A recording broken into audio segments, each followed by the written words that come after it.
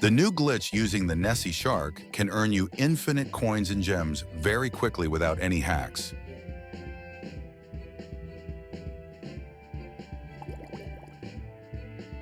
I recommend that you use cosmetics that earn you more coins and points like the crown or the ginger beard.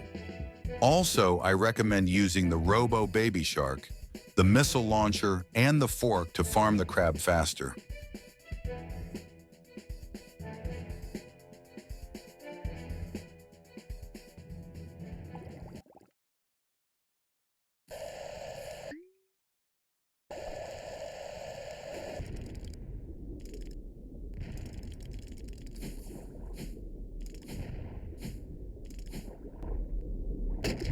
When you defeat the crab, just boost into him and keep farming as much as you like.